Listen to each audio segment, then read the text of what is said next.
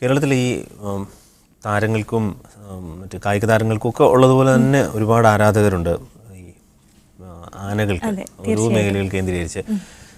പറഞ്ഞു വന്നത് ആനയെ സംബന്ധിച്ച് ഏഷ്യയിലെ തന്നെ ഏറ്റവും പ്രായം കൂടിയ ഒരു ആന കേരളത്തിലുണ്ടായിരുന്നു, ദാക്ഷായണി. അതെ, ദാക്ഷായണി ചെരിഞ്ഞു എന്നുള്ളതാണ്. അത് ആനപ്രേമികൾക്ക് മാത്രമല്ല അല്ലാത്തവർക്കും ഒരുപാട് സങ്കടം ഉണ്ടാക്കുന്ന ഒരു വാർത്തയാണ്. ഇന്നലെയാണ് തിരുവനന്തപുരത്തായിരുന്നു അല്ലേ, ഒരുപാട് ഉത്സവങ്ങൾക്കെല്ലാം തിടമ്പേറ്റിയ ആയിരുന്നു അല്ലേ ദാക്ഷായണി. ആ വാർത്ത കാണാം.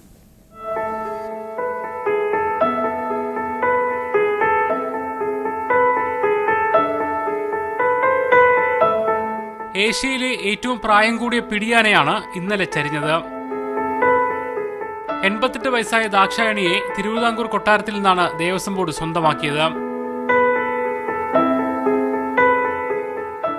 2016 ഏറ്റവും പ്രായം കൂടിയ ഏഷ്യയിലെ പിടിയാന എന്ന ഗിന്നസ് റെക്കോർഡും ലഭിച്ചു. 1.5 വർഷം മുമ്പുണ്ടായ വീഴ്ചയ്ക്ക് ശേഷം ദാക്ഷായണി കിടന്നുറങ്ങാറില്ല. പ്രായത്തിന്റെ അവശതകളല്ലാതെ മറ്റൊന്നും ദാക്ഷായണിയെ ബാധിച്ചിട്ടില്ല. ആരോടും കുറുമ്പ് കാട്ടാത്ത പ്രകൃതമായിരുന്നു ദാക്ഷായണിക്കെന്ന് മുൻ പാപ്പാൻ ഓർമ്മിക്കുന്നു. പൊതുജനങ്ങളടുത്തും അതുപോലെ കുട്ടികളടുത്തും ഒരു എഴുന്നള്ളിപ്പ് തന്നെ നടക്കുമ്പോഴും നമുക്കിടെ നമ്മുടെ കയ്യിലുള്ള പഴമോ എന്തെങ്കിലും സ്വന്തമായി അതിന് കൊടുക്കാം. അത്ര അടുപ്പമുള്ളൊരു ആനയായിരുന്നു. ഈ പ്രദേശത്ത് മാത്രം പൂജപ്പുര, മുടവമ്മൂൾ, താമലം അങ്ങനെ വിവിധ പ്രദേശങ്ങളിൽ എല്ലാവർക്കും, കാരണം ആനയെ കണ്ടു കഴിഞ്ഞാൽ ആൾക്കാർ തൊഴുതുകൊണ്ടാണ് പോകുന്നത്. അത്ര ഒരു നല്ലൊരു ആനയായിരുന്നു. പത്മനാഭസ്വാമി ക്ഷേത്രത്തിലെ ആറാട്ടിന്റെ ഭാഗമായി അരനൂറ്റാണ്ടിലേറെ ശംഖുമുഖത്ത് ദേവിയെ എഴുന്നള്ളിച്ചിട്ടുണ്ട്. തിരുവിതാംകൂർ ദേവസ്വത്തിന് കീഴിൽ ഏറ്റവും കൂടുതൽ എഴുന്നള്ളിപ്പ് നടത്തിയിട്ടുള്ള ആന എന്ന പദവിയും ദാക്ഷായണിയുടേതാണ്.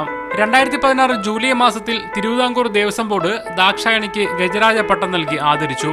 പോസ്റ്റൽ ഡിപ്പാർട്ട്മെന്റ് ആനയുടെ ചിത്രത്തിൽ പോസ്റ്റ് കവറും പുറത്തിറക്കിയിരുന്നു. മീഡിയ 1 തിരുവനന്തപുരം.